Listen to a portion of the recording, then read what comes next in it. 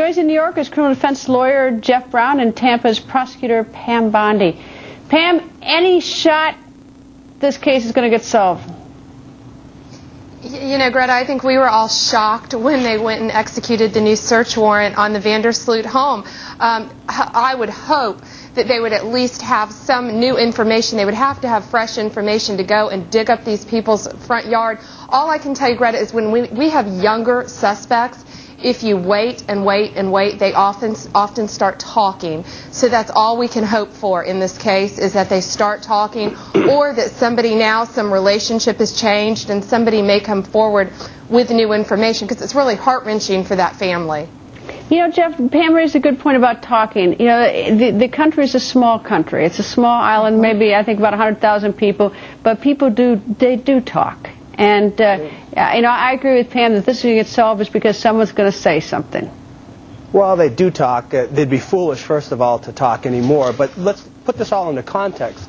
They've already given multiple statements. Their stories don't match. They're inconsistent. So if we add one more inconsistent story to what's already been given, have we really gotten anywhere? I mean, there's no doubt they lied and that they are liars. But you're on Vandersloot, and I explained the lies. I mean, and whether you buy it or not. I mean, it's like you're on Vandersloot explaining why he lied that night, but we don't have an explanation from the other two, and we don't have a lot of information from a lot of other people who you would expect to talk to in an investigation like this. Yeah, but let's say they give another statement and it's inconsistent with what they gave before. Where does that get us at the end of the day? Nowhere. It's just another inconsistent statement.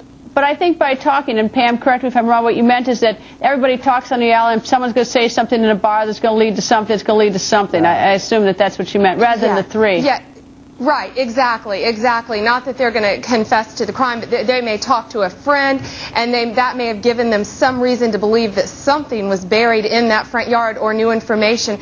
Greta, we just solved a case that was 8 years old because years later detectives went back, re-interviewed people, and they started talking. People who had not said a word before. It happens, and no matter how great of a lawyer you have Jeff Brown telling you don't talk, especially with younger suspects. They can't help themselves. But they've got to find evidence. They're going to have to find some evidence first. But I think, I mean, if it's somebody who did something on the beach that night, look, she had to walk in the dark, theoretically, from the Marriott Hotel down to the Holiday Inn. If someone nabbed her there, not these three, somebody probably saw something, or the person who did's going to talk, somebody's going to talk sometime, or at least I hope for the sake of these four parents. That could lead to a new suspect, but you're still going to need some physical evidence. That's going to be the key to break this case. Well, that too, but it certainly would at least stop a little bit of the suffering of the parents, at least if they could have some answers, and they have had zero. Jeff, Pam, thank you.